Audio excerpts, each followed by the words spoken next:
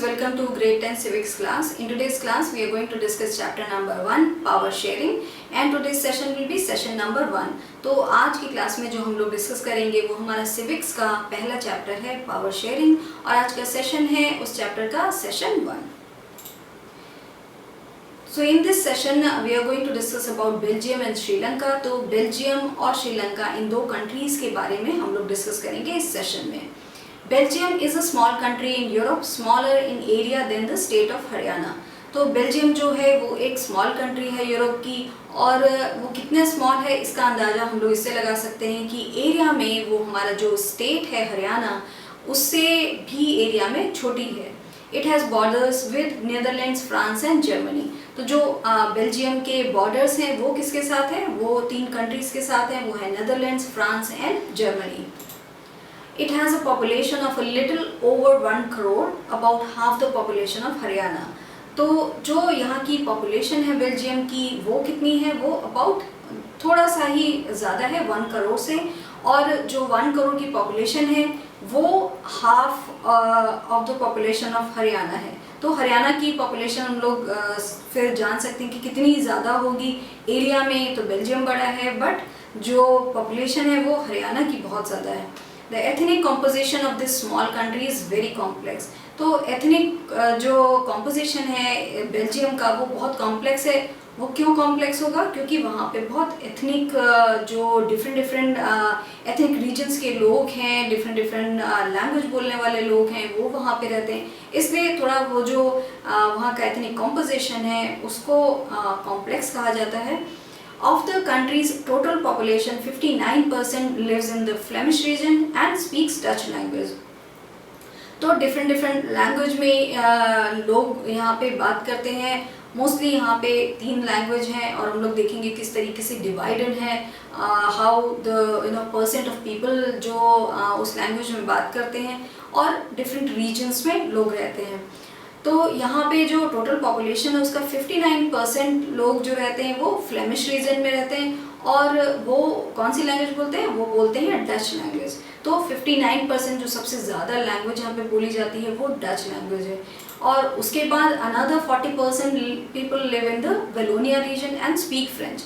तो first language जो यहाँ पे बोली जाती है जो नंबर ऑफ पीपल से अगर हम लोग देखें तो वो है डच लैंग्वेज एंड देन उसके बाद जो लैंग्वेज यहाँ बोली जाती है वो फ्रेंच लैंग्वेज है. और जो 40% लोग हैं वो कहाँ रहते हैं फिर? वेलोनिया रीजन में. जो रिमेनिंग 1% है बिकॉज 59% लोग तो हम लोगों ने देखा जो डच लैंग्वेज बोलते हैं और 40% लोग फ्रेंच बोल रहे हैं. तो जो रिमेनिंग 1% है, जो 1% बच गया, वो जो लोग हैं वो बेल्जियंस हैं और वो क्या बोलते हैं? वो बोलते हैं जर्मन लैंग्वेज. तो इस तरीके से 3 लैंग्वेजेस हैं जो कंट्री में बोली जाती हैं बट डच लैंग्वेज जो है वो सबसे ज़्यादा लोग बोलते हैं.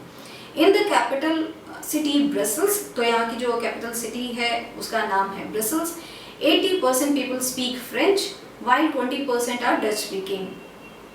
तो जो यहाँ पे जो कैपिटल में लोग रहते हैं यहाँ की बेल्जियम की, वहाँ पे 80% लोग जो हैं वो फ्रेंच बोलते हैं और बाकी जो 20% लोग हैं वो डच स्पीकिंग हैं. The minority French speaking community was relatively rich and powerful. तो क्योंकि फ्रेंच कम लोग बोलते हैं तो वो एक माइनॉरिटी फ्रेंच स्पीकिंग कम्युनिटी है, फिर भी वो रिलेटिवली और दूसरे लोगों से वो ज़्यादा पावरफुल और रिच हैं.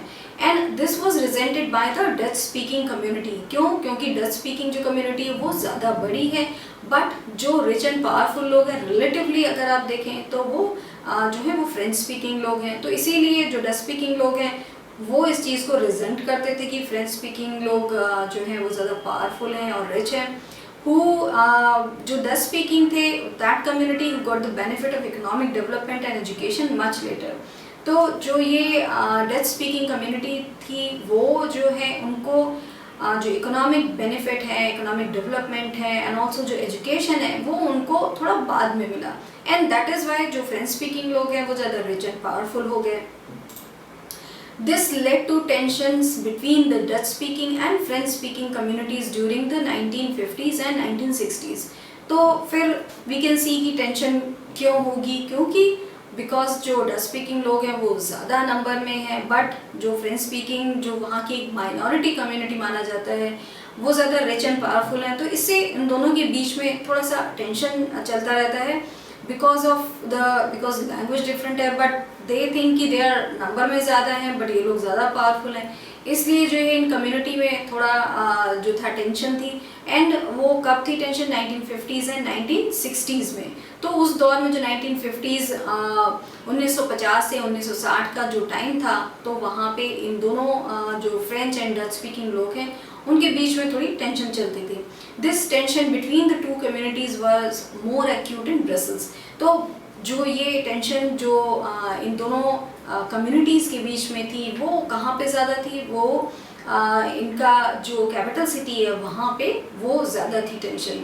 बाकी जो other parts of the country है वहाँ पे थोड़ी कम टेंशन थी, बट जो मेन सिटी है जो कैपिटल है वहाँ पे ये ज़्यादा टेंशन क्रिएट करता था जो इन दोनों कम्युनिटीज़ के बीच में था। Brussels presented a special problem.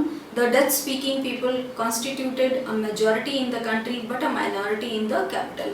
तो जो ब्रसल्स है वहाँ का जो कैपिटल सिटी है वहाँ पे एक स्पेशल प्रॉब्लम थी। और वो क्यों थी? क्योंकि जो डच स्पीकिंग लोग हैं, जो हम लोगों ने अर्लियर स्लाइड्स में देखा, हम लोगों ने डिस्कस किया कि कैसे डच स्पीकिंग लोग ज़्यादा हैं, बट जहाँ हम लोग अगर ब्रसल्स की बात करते हैं वहाँ पे डच स्पीकिंग लोग जो थे वैसे पूरे कंट्री में तो वो एक मेजॉरिटी में हैं because they are more in number, but capital city में वो माइनॉरिटी में हैं। तो दिस इज़ वाई थोड़ा सा जो इम्बैलेंस है और जो टेंशन है वो इसका एक रीज़न है, क्योंकि वो पूरे कंट्री में ज़्यादा हैं बट जो मेन जो सिटी है वहाँ पे उनका नंबर कम है, तो उनका जो इफ़ेक्ट है वो थोड़ा कम हो जाता है कैपिटल सिटी में।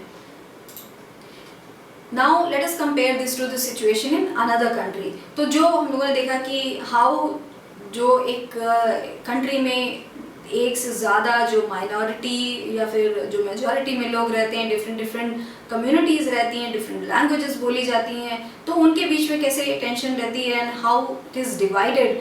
तो वही सेम चीज़ वी विल सी कि अब अगर ये सेम चीज़ हो दूसरे कंट्री में तो how it will be. So we are just going to see कि if we compare two countries इसी टाइप की जो सिचुएशन होगी तो how will it be same as it is और will there be some differences. तो वहाँ पे कुछ डिफरेंसेस होंगे या ऑलमोस्ट सेम टाइप की सिचुएशन हम देखेंगे। तो हम लोग इसको कंपेयर करेंगे एक दूसरे कंट्री से। तो नाउ विल सी कि हम लोग किस कंट्री से करेंगे, तो that will be Sri Lanka. So Sri Lanka is an island nation. तो ये आप लोगों को बच्चों पता होगा कि श्रीलंका क्या है, उसके बारे में वी हैव इट इन हमारे हिस्ट्री में भी है। तो श्रीलंका एक है आइलैंड नेशन, तो वो एक आइलैंड है just a few kilometres off the southern coast of Tamil Nadu. तो श्रीलंका कहाँ पे है? कुछ ही किलोमीटर्स ऑफ है वो सदर्न कोस्ट तमिलनाडु के। It has about 2 crore people, about the same as in Haryana. तो नाउ बिकॉज हम लोग कंपेयर करके देख रहे हैं दोनों कंट्रीज़ को, तो हम लोग हरियाणा से ही कंपेयर कर रहे हैं। तो जो यहाँ की पॉपुलेशन है श्रीलंका की वो ऑलमोस्ट सेम है जैसे कि हरियाणा में है। 2 करोड़ लोग वहाँ पे रहते हैं, और बेल्जियम में हम लोगों ने देखा था it was little over 1 crore. Like other Nations in the south Asia region, Sri Lanka has a diverse population. तो जैसे दूसरी कंट्रीज़ हैं साउथ एशियन रीजन में, वैसे ही श्रीलंका में एक जो पॉपुलेशन है वो वहाँ पे भी डाइवर्स पॉपुलेशन रहती है। तो वहाँ पे भी डिफरेंट कम्युनिटी के लोग रहते हैं, एंड हम लोग आगे देखेंगे कि कैसे वो वहाँ पे भी डिवाइडेड है। The major social groups are the Sinhala speakers जो हैं 74%। तो यहाँ पे जो लैंग्वेज का डिफरेंस है वो हम लोग देखते हैं कि 2 मेजर ग्रुप हैं यहाँ पे, जो सिंहला या सिंघला को बोलते हैं, एंड वो है 74%, एंड तमिल स्पीकर्स जो हैं वो 18% है। सो this is how it is divided. Language में अगर हम लोग देखें तो ऐसे श्रीलंका में डिवाइडेड है। अमंग जो तमिल्स देयर आर 2 सब ग्रुप्स। तो जो तमिल है, तमिल स्पीकर्स हैं, उनमें 2 सब ग्रुप भी हैं। Tamil natives of the country are called Sri Lankan Tamils जो हैं अबाउट 13%। तो जो तमिल में जो सब ग्रुप्स हैं उसमें तमिल के जो नेटिव वो वहाँ के कंट्री के वो क्या बोले जाते हैं, वो बोले जाते हैं श्रीलंकन तमिल्स। तो इस तरीके से उनको डिवाइड किया जाता है, वो 13% है। The rest whose forefathers came from India as plantation workers during colonial period are called Indian Tamils। तो this is how it is divided कि वो वहाँ के तमिल हैं तो उनको एक डिफरेंट नाम दिया गया है, और कुछ जो तमिल है वो कहाँ से गए, वो उनके फोर फादर्स गए थे इंडिया से, तो वो हमारी कंट्री से वहाँ गए और वहाँ जाके वो किस पीरियड में गए, कॉलोनियल पीरियड जो था तब गए, और एज प्लांटेशन वर्कर्स वो लोग गए। तो वो लोग काम के खोज में वहाँ गए, वहाँ पे उनको काम मिला, इतने फिर जो उनके फोर फादर्स गए उसके बाद सारे लोग वहीं बस गए, but they are called Indian Tamils क्योंकि वो इंडिया से गए। Sri Lankan Tamils are concentrated in the north and east of the country. तो जो श्रीलंकन तमिल्स हैं जो वहाँ के ही हैं, उसी रीजन के हैं, श्रीलंका के हैं, वो कहाँ कॉन्सेंट्रेटेड है, वो है नॉर्थ एंड ईस्ट, जो कंट्री है श्रीलंका वहाँ के नॉर्थ एंड ईस्ट में कॉन्सेंट्रेटेड है। Most of the Sinhala speaking people are Buddhist while most of the Tamils are Hindu और मुस्लिम। तो जो मोस्टली सिंगला स्पीकिंग लोग हैं वो कौन से धर्म को मानते हैं, वो बुद्ध धर्म को मानते हैं, तो वो बुद्धिस्ट हैं।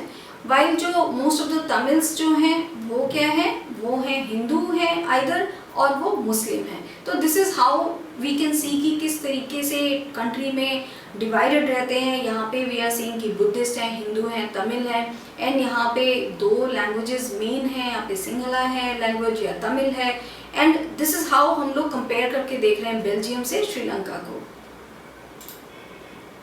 There are about 7% Christians who are both Tamil and Singla। तो फिर वहाँ पे एक और कम्युनिटी है, वो है क्रिश्चियंस की कम्युनिटी, और वो है अबाउट 7%, एंड वो बोथ तमिल और सिंगला है, तो उसमें मिक्स लोग हैं तमिल और सिंगला के। In Belgium the Dutch community could take advantage of its numeric majority and force its will on the French and German speaking people. जो बेल्जियम में है अगर हम लोग देखें तो जो डच कम्युनिटी है, बिकॉज हम लोगों ने डिस्कस किया कि वो नंबर में अगर हम लोग देखें तो डच कम्युनिटी ज़्यादा है, तो वो इसका एक एडवांटेज ले सकते हैं क्योंकि वो नंबर में ज़्यादा है, तो वो अपने जो भी वो चाहें वो कर सकते हैं, मोस्ट ऑफ द थिंग्स वो फोर्स कर सकते हैं जो फ्रेंच स्पीकिंग है या फिर जर्मन स्पीकिंग लोग हैं उन पे, because they are more in number. तो अगर वो चाहें तो वो अपनी फोर्स फोर्स कर सकते हैं, अपनी जो विल है whatever they want they can try to force it on the French speaking and German speaking people. This would push the conflict among communities further। तो if they do like that, अगर जो Dutch speaking लोग हैं जो number में ज़्यादा हैं and if they think कि वो जो चाहते हैं वो करें, तो इससे क्या होगा कि जो फ्रेंच स्पीकिंग लोग हैं एंड डच स्पीकिंग लोग हैं उनमें जो एक कॉन्फ्लिक्ट है जो हम लोगों ने बात करी कि वो 1950 से 1960s में काफ़ी ज़्यादा था, वो फिर ज़्यादा हो जाएगा क्योंकि दो कम्युनिटीज़ में it will be then they will create a conflict type of situation because Dutch speaking are forcing their will on them. This could lead to a very messy partition of the country. Both the sides would claim control over Brussels. So this is what actually can happen if the Dutch speaking people वो अगर force करना चाहते हैं कोई चीज़, तो उससे क्या होगा कि there will be conflict and mostly जो होगा वो ब्रसल्स में होगा बिकॉज फिर that is the capital city, तो लोग उसके लिए ज़्यादा फाइट करेंगे और वहाँ पे मैसी पार्टीशन कर देंगे बिकॉज वहाँ पे फ्रेंच स्पीकिंग लोग ज़्यादा हैं, बट कंट्री में कौन से लोग ज़्यादा हैं, कंट्री में हैं डच स्पीकिंग लोग ज़्यादा। तो अगर बोथ साइड्स ये ऐसा क्लेम करेंगे कि because they want to have the control over जो वहाँ की कैपिटल सिटी है ब्रसल्स में, सो दिस विल बी एक मेसी जो पार्टीशन होगा वो हो जाएगा। In Sri Lanka the Sinhala community enjoyed an even bigger majority and could impose its will on the entire country. और अगर इफ़ वी टॉक अबाउट हम लोग अगर श्रीलंका की बात करें इसी कॉन्टेक्स्ट में कि जो सिंगला कम्युनिटी है वो यहाँ पे श्रीलंका में और ज़्यादा नंबर में है वो लोग, तो अगर वो चाहें तो क्योंकि इनकी मेजॉरिटी बहुत ज़्यादा है तो वो जैसे हम लोगों ने अभी भी डिस्कस की जो डच स्पीकिंग कम्युनिटी है वो अगर फोर्स करेगी अपनी विल तो ब्रसल्स का पार्टीशन होगा एंड वहाँ पे थोड़ा फाइट होगी ब्रसल्स के लिए, उसका पार्टीशन हो जाएगा। बट यहाँ पे श्रीलंका में सिंगला कम्युनिटी इतनी ज़्यादा है कि इफ़ दे वांट तो वो पूरे कंट्री पे, एंटायर कंट्री पे वो अपना जो विल है वो इम्पोज कर सकते हैं. सो दिस इज़ हाउ, जब कम्युनिटीज़ रहती हैं एक कंट्री में, तो this is how they have to live together. And अगर एक कम्युनिटी दूसरी कम्युनिटी पे if they want to force their will, so this is what happens कि there will be tension, there will be conflict, and then there will be partition of the cities, जहाँ पे एक जो community है वो अपना ज़्यादा उनका इफ़ेक्ट होगा. सो this is how it is in the जो कंट्रीज़ हैं वहाँ पे डिफरेंट जो कम्युनिटीज़ हैं वो रहते हैं. तो this is what we have discussed in this session of power sharing. So this is the chapter 1 of civics, and this is how we have discussed about. हम लोगों ने किन दो कंट्री के बारे में डिस्कस किया? हम लोगों ने किया बेल्जियम और श्रीलंका के बारे में. हम लोगों ने उनको कंपेयर करके देखा कि कैसे वो दो कंट्रीज़ में सिमिलैरिटीज़ हैं कि डिफरेंट जो कम्युनिटीज़ हैं वो वहाँ रहते हैं. So this is all for the first session of chapter 1 of civics. Thank you.